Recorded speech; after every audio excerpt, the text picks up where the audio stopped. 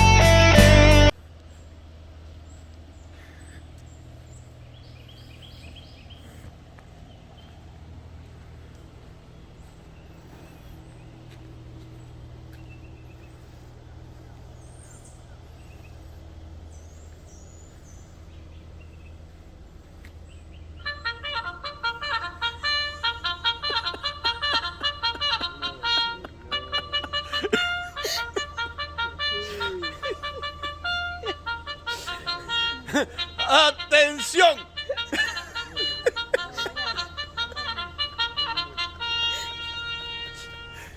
I love the fact that most of these campsites are all wooded, and so you have a lot of shade and trees. It looks very pretty. However, we reserved 57 and 59, and ours was a little tight, but no complaints here. Since a big part of what people do in this park is tubing, of course, they sell or rent inner tubes and floats, and then they have this filling station where you can fill it up with high pressure air. And then after that, we took off, went back down to the river, and we went to the start of the tubing area. So this is where you launch your inner tubes, your kayaks, whatever.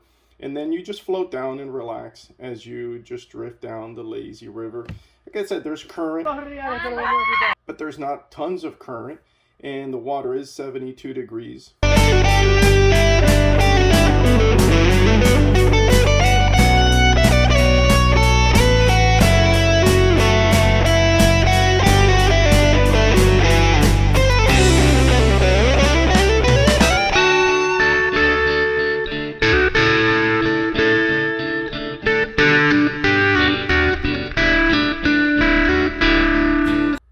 great things of Ginnie Springs is the fact that this is a really family-oriented campground. So a lot of what you see are going to be families together, floating down the river, enjoying the springs, barbecuing, camping. You get a lot of also young people. Everybody has always been respectful. This is our second time here in Ginnie Springs.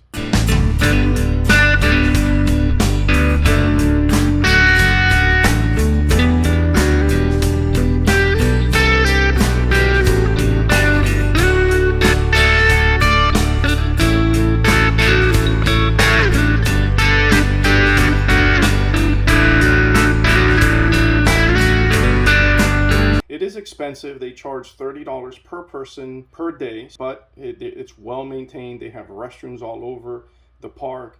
They have these gorgeous springs. You can do cave diving if you're a technically certified diver. It's very dangerous, so they always warn you against that. And you can snorkel as well. One of the peculiar things about Ginnie Springs, the park itself, is that people will just leave all kinds of stuff behind at the end of the day. They go into the main store and they buy their snorkels and their inner tubes and all kinds, sunblock, all kinds of stuff, and then they just leave it there, which is a shame. But then again, I've seen people come back and use those same tubes. And you can also rent stand-up paddle boards, you can rent kayaks and canoes. The launch ramp for that is right across from here. And as I mentioned before, all these campsites are very wooded, so it's a very nice area. You get a lot of shade. It stays relatively cool. During the day, it was in maybe the mid 80s, and at night it's in the low 70s, and that's been our experience both times we've gone in the summertime. All of these are electric and water. They do not have a sewer hookup, but there is a dump station about halfway down the campground.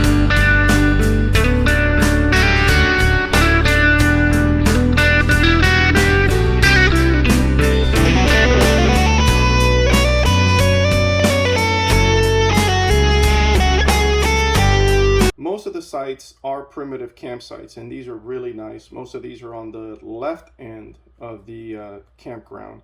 And as you drive down past those primitive campsites, you have this piece of property. And we were driving through here just looking at the cows. And if you notice on the right hand of the screen, there is a deer that's jumping along and cruising, trying to get to the other side. So overall, this was a great experience.